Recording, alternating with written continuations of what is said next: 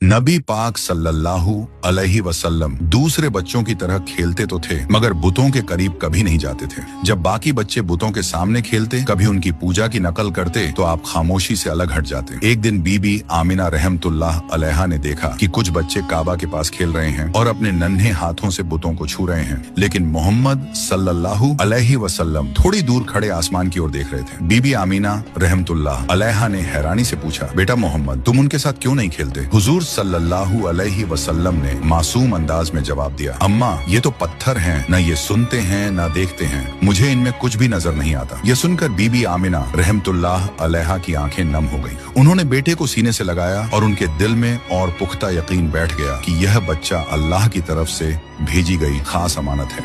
जब नबी पाक सल्लल्लाहु अलैहि वसल्लम 6 साल के हुए तो बीबी आमिना रहमतुल्लाह अलैहा ने फैसला किया कि वह बेटे को लेकर मदीना जाए। वहाँ उनके रिश्तेदार रहते थे और वह चाहती थीं कि हजरत मोहम्मद सल्लल्लाहु अलैहि वसल्लम अपने वालिद की कब्र की जियारत भी कर लें, जो मदीना में ही थी। सफर आसान नहीं था, रेगिस्तान की तपती हवा, ऊंटों की सवारी और लंबी दूरी, मगर मोहम्मद सल्लल्लाहु अलैहि वसल्लम की आंखों में अजीब सा सब्र और हौसला झलक रहा था। वे मदीना में तकरीबन 1 महीने ठहरे। रिश्तेदारों से मुलाकात हुई। जब कब्र अब्दुल्लाह पर पहुंचे तो बीबी आमिना रहमतुल्लाह अलैहा ने कहा, बेटा, यही तुम्हारे वालिद की कब्र है, वह तुमसे बहुत मोहब्बत करते हैं। हुजूर सल्लल्लाहु अलैहि वसल्लम खामोशी से कब्र के पास खड़े रहे। मासूम आंखों से आंसू बहते रहे मगर जुबान से कोई लफ्ज न निकला। मदीना से वापसी पर काफिला अब्वा नाम की जगह पहुंचा। वहीं अचानक बीबी आमिना रहमतुल्लाह अलैहा बीमार पड़ गईं। बीमारी इतनी बढ़ गई कि चलना फिरना भी मुश्किल हो गया। उन्होंने अपने बेटे को सीने से लगाकर कांपती आवाज में कहा, बेटा मोहम्मद, शायद अब मैं तुम्हारे साथ न रह सकूं, मगर याद रखना, तुम कभी अकेले नहीं होगे। अल्लाह तुम्हारे साथ है। तुम्हें वो जिम्मेदारी मिलेगी जो दुनिया में किसी और को नहीं मिली।